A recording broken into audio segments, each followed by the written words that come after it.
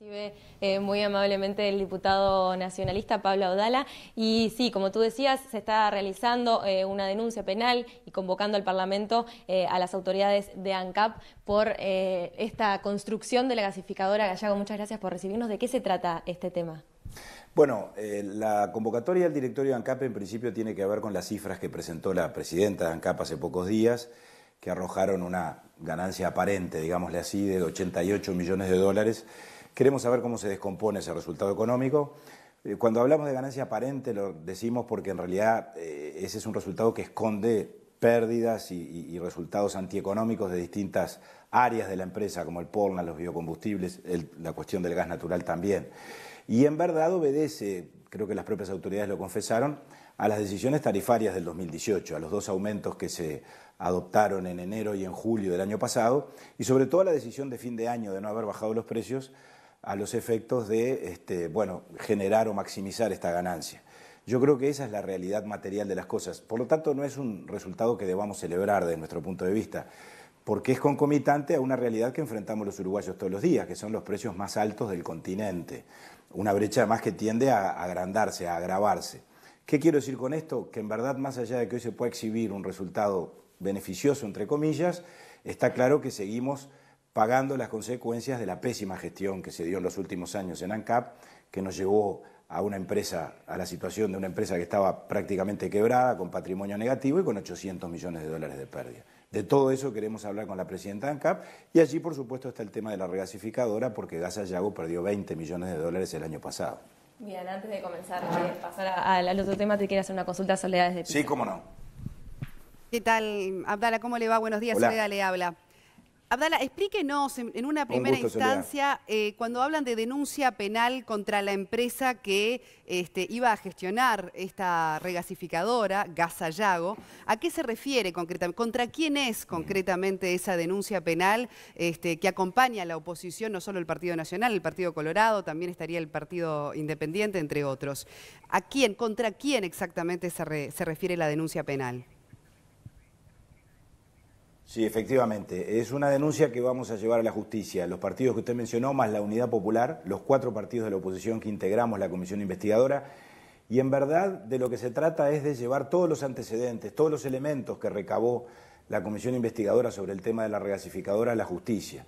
Nosotros constatamos en un proceso largo de investigación parlamentaria que se cometieron irregularidades e ilicitudes y que algunas de esas irregularidades, que a nuestro juicio están absolutamente constatadas, pueden llegar a configurar ilícitos penales en función de que coinciden con alguna de las conductas que tipifica como delito el Código Penal en el capítulo precisamente que se refiere a los delitos contra la administración pública. Allí aparece el abuso de funciones, la conjunción del interés público y el privado, etc. ¿Tiene que ver la licitación ¿Contra quién? también? Bueno, nosotros estamos denunciando...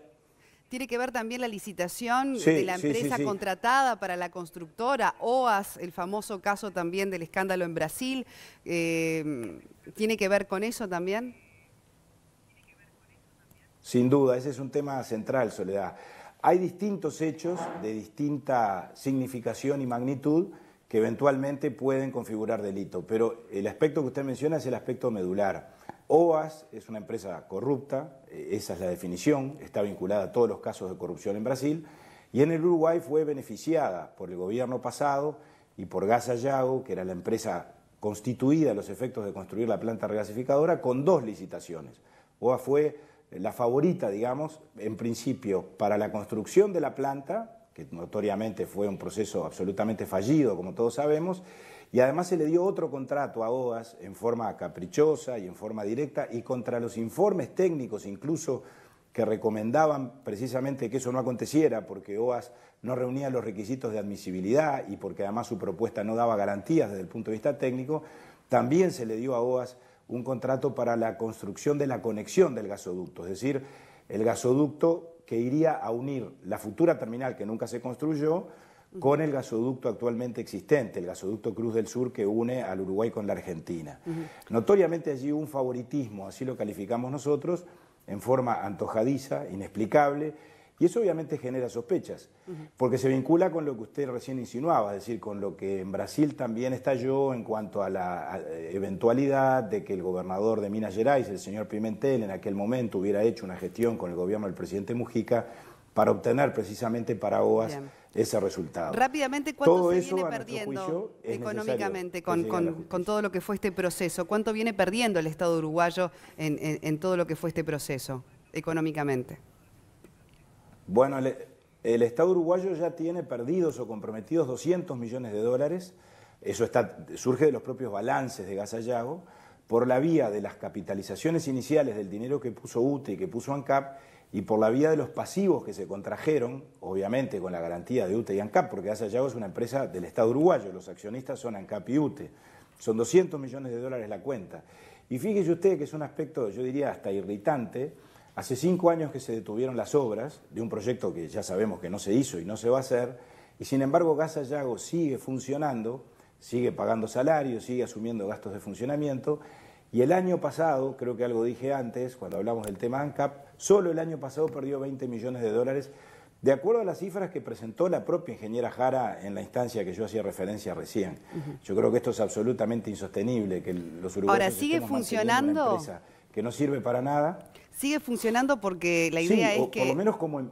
Es que alguien después que se ponga, que se licite, digamos, Gas Sayago para que una inversión pueda retomar quizás a futuro esa obra de la regasificadora.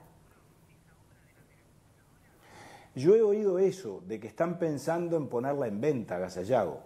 Hace muchos meses que vengo escuchando eso.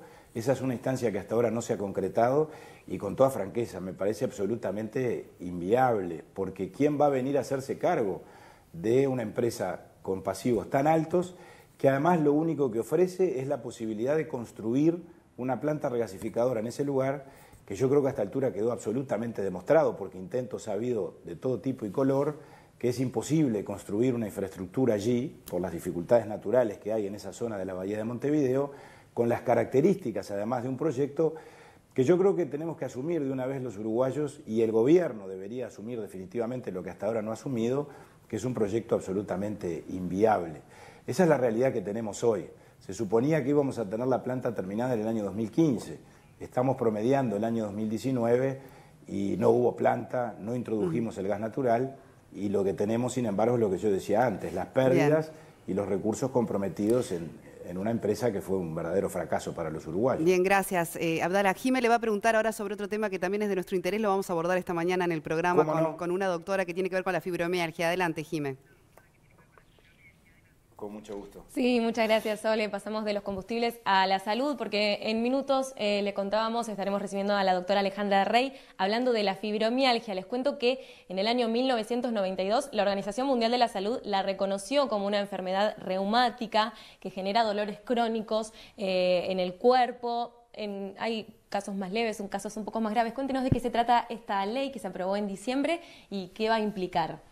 Efectivamente, nosotros presentamos oportunamente un proyecto de ley para reconocer a la fibromialgia como un trastorno, como una enfermedad autónoma, siguiendo las recomendaciones precisamente de la Organización Mundial de la Salud, que efectivamente en el año 92 la reconoció como tal.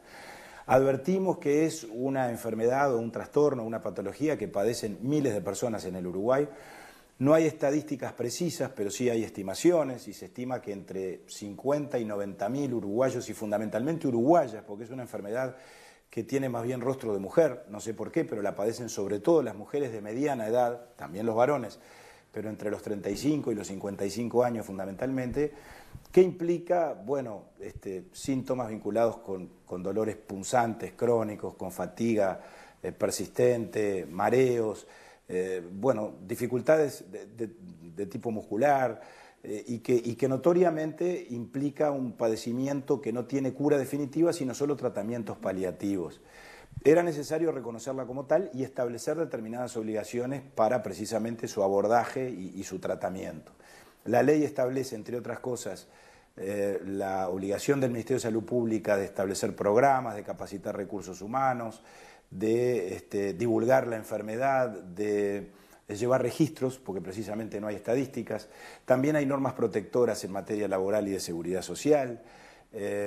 Y hay un plazo de 120 días para que el Poder Ejecutivo reglamente esta ley que fue aprobada por todos los partidos, plazo que está venciendo a fines de este mes de abril. Nos consta que el Ministerio está trabajando en la reglamentación, y ahí hay un aspecto central. y con esto redondeo mi intervención para no abusar del tiempo de ustedes, pero con el ministro Basso, que fue muy receptivo al planteamiento, debo reconocerlo, acordamos que la ley no iba a establecer como prestación obligatoria del sistema de salud el tratamiento de la fibromialgia, pero él sí se comprometía, y la instancia es ahora en la reglamentación, a establecer precisamente protocolos para los distintos actores y efectores de la salud del Sistema Nacional Integrado para que precisamente brindaran los beneficios y el tratamiento correspondiente a los pacientes de fibromialgia. Y en eso estamos con mucha expectativa esperando el decreto reglamentario del Poder Ejecutivo, que nos consta, el Ministerio está trabajando en eso y esperemos que en los próximos días tengamos novedades al respecto. Bien, estaremos al tanto entonces de las novedades y en minutos vamos a escuchar entonces la palabra de los expertos, de la doctora Rey, desde el piso de Buen Día Uruguay. Muchísimas gracias por recibirnos. Gracias a ustedes, con mucho.